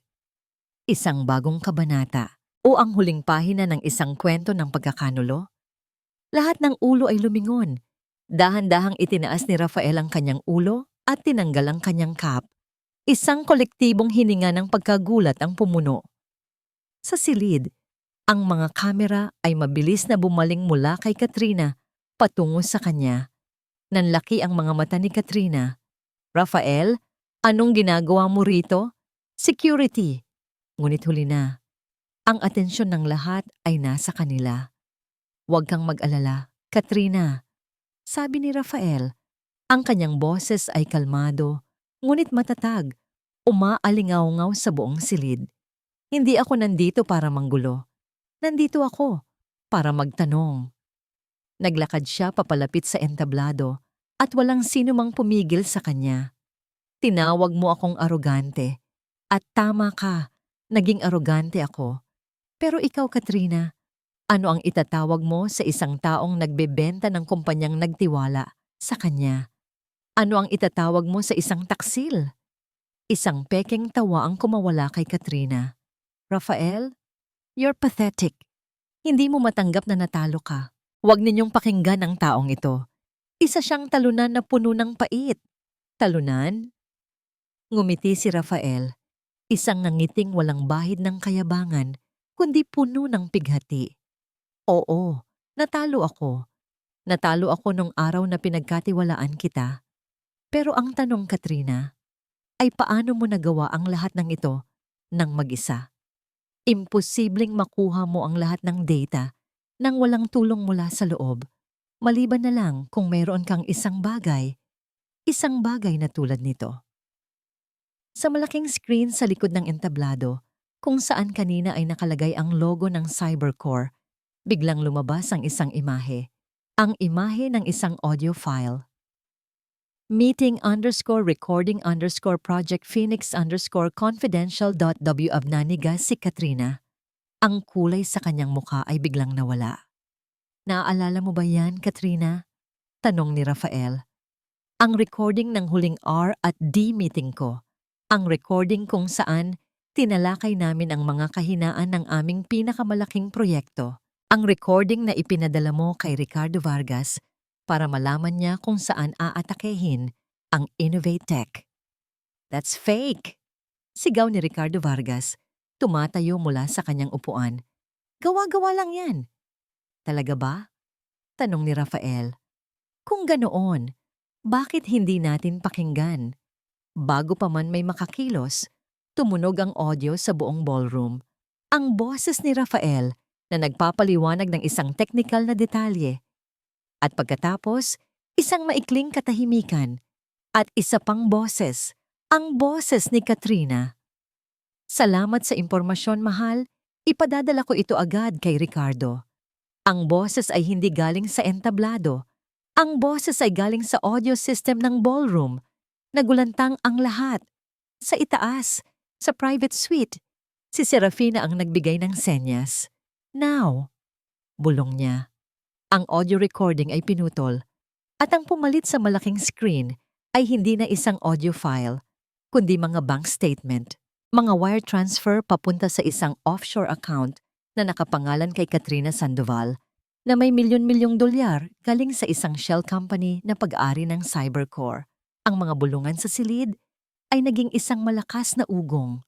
Ang mga reporter ay nagsisigawan ng mga tanong. Ang mga kamera ay walang tigil sa pag-flash. Bumagsak si Katrina sa kanyang upuan, hindi makapaniwala sa nangyayari. Ang kanyang perpektong mundo ay gumuho sa harap niya. Tumingin siya kay Ricardo, naghahanap ng tulong, ngunit si Ricardo ay abala na sa pagtanggi sa mga paratang. At sa gitna ng kaguluhan, isang pamilyar na boses ang nariinig, kalmado ngunit may awtoridad, na nagpatahimik sa lahat. "I believe I can shed some light on this matter." Lahat ay napalingon sa pinanggalingan ng boses. Doon, sa may pintuan ng ballroom, nakatayo si Serafina Gomez kasama ang kanyang mga abogado. Naglakad siya papasok na tila pag-aari niya ang lugar. Ang kanyang presensya ay nag-uutos ng respeto. Ang paglitaw niya ay mas malaking sorpresa pa kaysa sa paglitaw ni Rafael. Ang Gomez Prime Holdings ay may sariling investigasyon, deklara ni Serafina. Ang kanyang tingin ay nakatuon kina Katrina at Ricardo. At ang aming natuklasan ay nagpapatunay sa lahat ng sinabi ni Mr. De La Cruz. Isa-isang ipinakita sa screen ang mga ebidensya.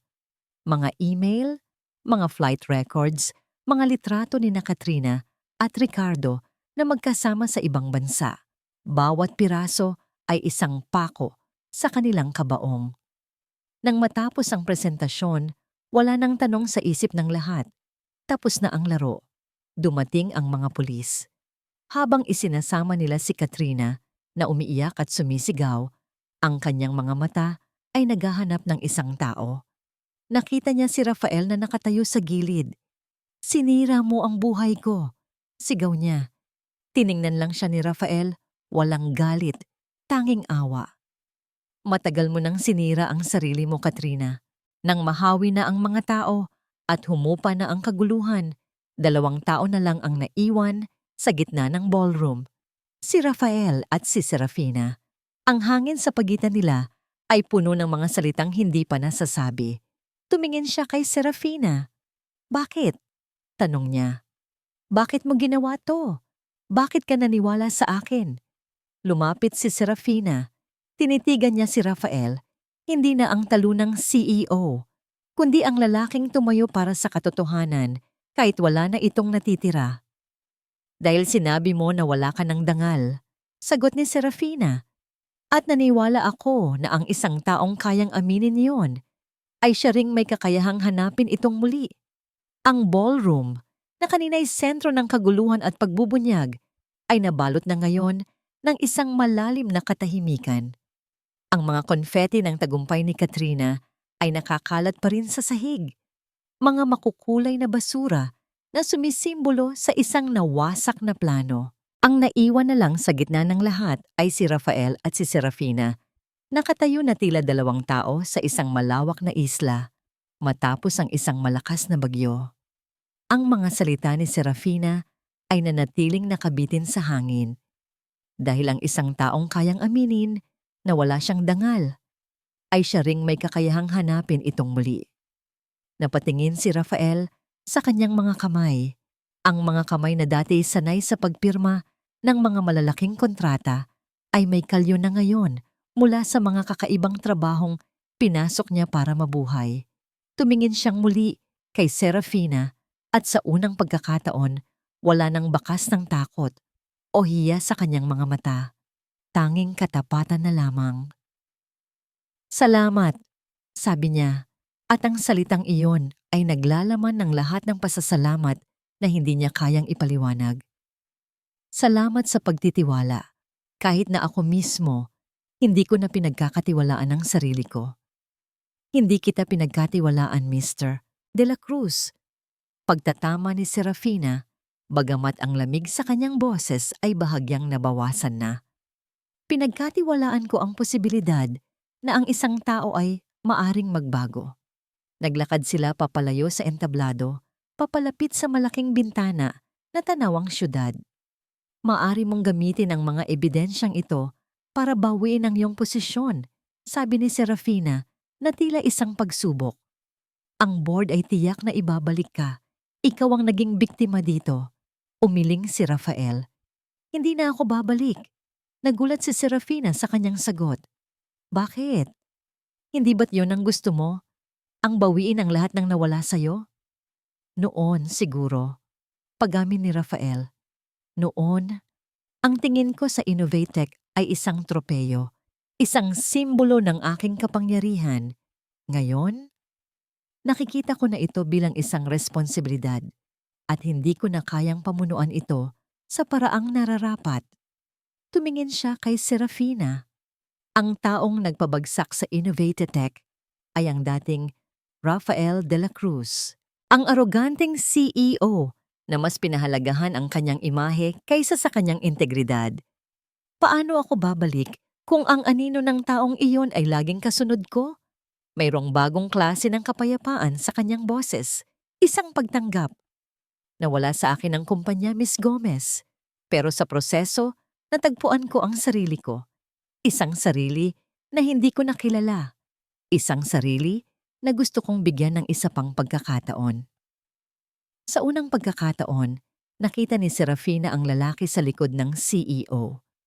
Nakita niya ang isang taong nasaktan, natuto, at ngayon ay handa ng magsimulang muli. At sa sandaling iyon, naramdaman niya ang isang bagay na hindi niya inaasahan. Ang bigat ng sarili niyang pagkakamali. Masyado kitang hinusgahan, mahina niyang pag-amin. Ang galit ko sa ginawa mo ay naging dahilan para hindi ko makita ang mas malaking larawan. Ang ginawa ko sa'yo, ang pagpaparusa ko sa'yo, naging mabilis ako sa paghatol. Katulad ng ginawa mo sa akin nung gabing iyon. Ito ang kanilang unang tunay na pag-uusap. Walang mga titulo, walang mga agenda.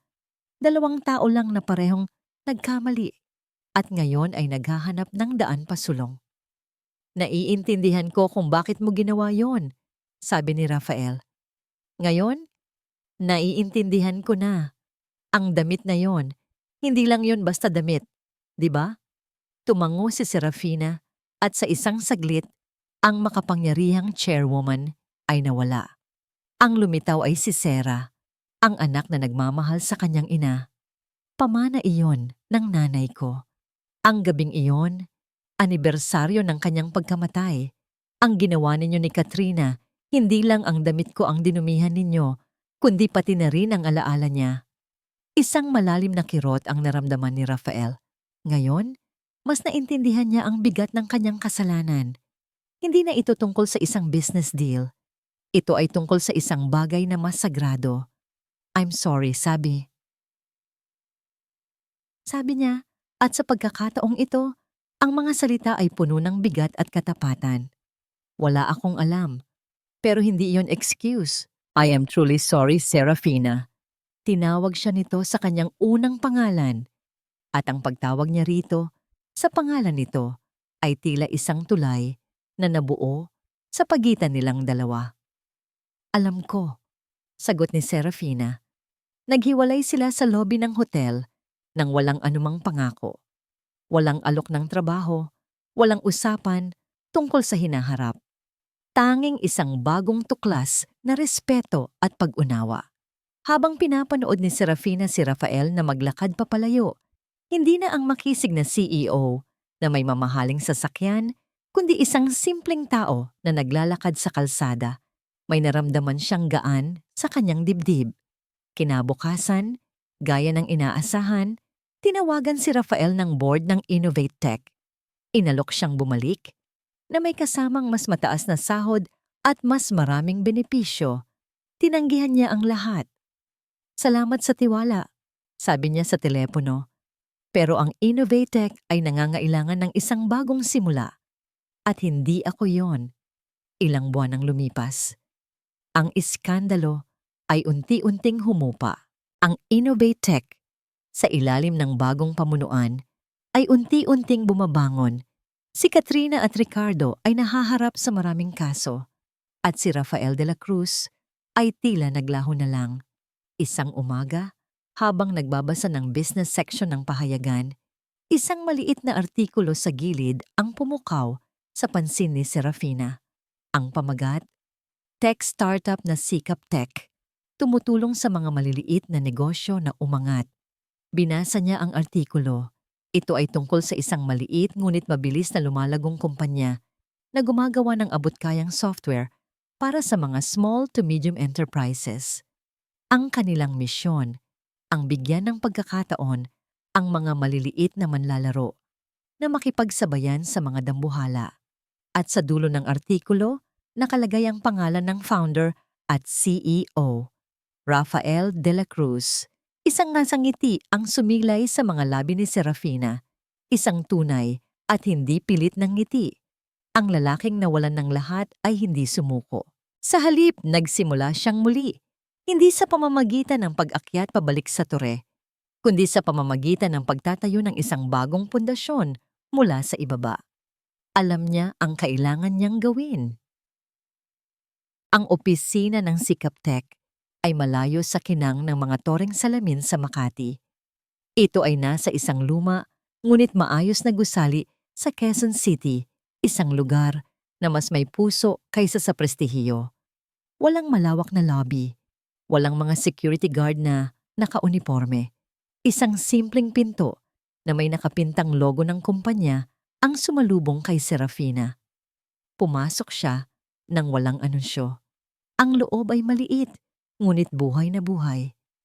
Ang mga kabataang programmer ay abala sa kani-kanilang mga computer. May isang whiteboard na puno ng mga sulat at mga diagram. Ang hangin ay puno ng amoy ng kape at sigasig. Ito ay isang lugar kung saan ang mga pangarap ay binubuo, hindi binibili.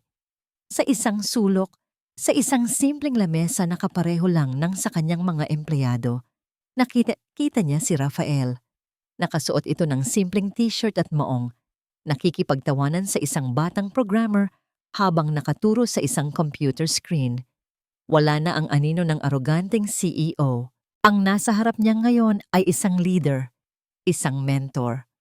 Pinanood niya ito sandali, isang ngiti ang naglalaro sa kanyang mga labi.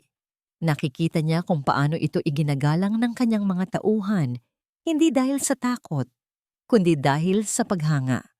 Nakikita niya kung paano ito nakikinig sa kanilang mga ideya. Ito ang Rafael de la Cruz na isinilang mula sa abo ng kanyang nakaraan. Nang sa wakas ay mapansin siya ni Rafael, isang sandali ng pagkagulat ang gumuhit sa mukha nito na mabilis na napalitan ng isang mainit at hindi pilit na ngiti. "Serafina," sabi niya, tumatayo para salubungin siya. Ang pagbigkas niya sa kanyang pangalan ay natural, na parang matagal na silang magkakilala. "Anong ginagawa mo rito?" "Nabasa ko ang tungkol sa Sikaptech," sagot ni Serafina, inililibot ang kanyang paningin. "I'm impressed." "Maliit pa lang kami, pero nagsusumikap," sabi ni Rafael. Ang kanyang mga mata ay nagniningning sa pagmamalaki. "We're trying to make a difference." "I can see that," sabi ni Serafina. Naglakad sila papunta sa isang maliit na pantry. Inalok siya ni Rafael ng kape, hindi mula sa isang mamahaling espresso machine, kundi mula sa isang simpleng coffee maker. Tinanggap niya ito. "Hindi ako naparito bilang chairwoman ng Gomez Prime Holdings." Pagsisimula ni Serafina habang hawak ang mainit na tasa. "Naparito ako bilang si Serafina." Tumingin siya sa mga mata ni Rafael. "Gusto kong makita kung totoo nga, kung ang pagbabago ay posible, at ngayon, nakita ko na." Isang komportableng katahimikan ang namayani sa pagitan nila. Ang dating tensyon ay wala na. Ang natira na lang ay isang pag-unawa na mas malalim pa sa mga salita. "Gusto mo bang malaman ang isang sikreto, Rafael?" Biglang tanong ni Serafina. "Ano yon?" "Ang nanay ko, pangarap niyang magtayo ng isang maliit na panaderya. Pero hindi natuloy dahil wala siyang sapat na kaalaman sa teknolohiya para mapalago ito. Palagi siyang nalulugi sa inventaryo, sa accounting. Masyado siyang mabait para maningil ng utang." Ngumiti siya nang may bahid ng lungkot. Kung meron lang sanang Sikaptech noong panahon niya, baka natupad ang pangarap niya. Naintindihan ni Rafael ang ibig niyang sabihin. Ang ginagawa niya ngayon ay hindi lang tungkol sa software. Ito ay tungkol sa pagtulong sa mga pangarap ng mga taong tulad ng ina ni Serafina. "Well," sabi ni Rafael, "we're always looking for new investors." Nagtawanan sila, isang tawang magaan at puno ng posibilidad. "Actually," sabi ni Serafina na muling naging seryoso, "I think Gomez Prime Holdings can learn a thing or two from your company. We have a foundation that helps small businesses.